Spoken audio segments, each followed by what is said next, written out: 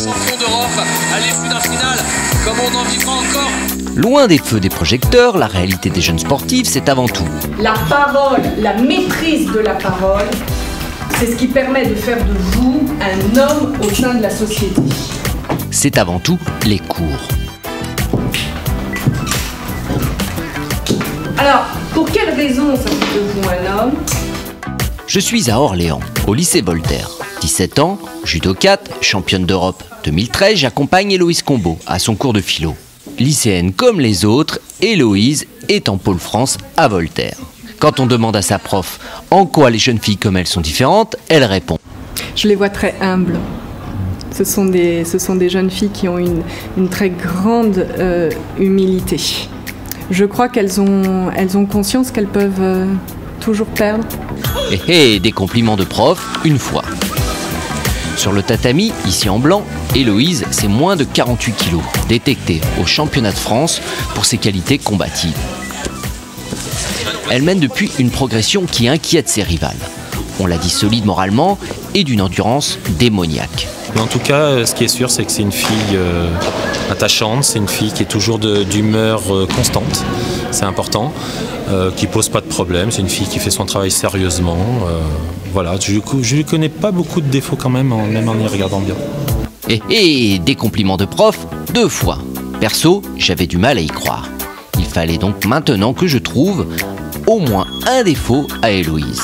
Mais quand tu trouves Ax plus B, il faut bien calculer X plus D égale 0 et ça fait quand même un truc. Oui, ça descendait, ça montait. Oui, Une fille qui réussit et aime les maths, ce n'était pas là qu'il fallait chercher. Un tour par la cantine pour vérifier que son statut de jeune sportive ne lui donnait pas de passe-droit, rien à faire. Elle faisait la queue comme les autres et finissait même son assiette. Je me suis donc dit que le meilleur moyen était de faire un tour par sa chambre. Un doudou, 2 doudous, ok, Héloïse a 17 ans, mais il n'y avait pas de quoi fouetter un chat. Je décidai donc d'abandonner les recherches et de lui demander.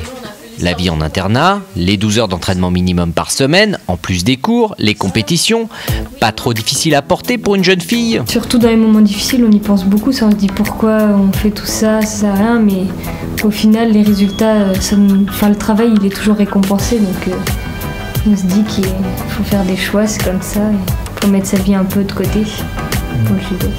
À 17 ans, Héloïse voudrait gagner les mondes, les Jeux Olympiques et tout ce qu'il y a à gagner.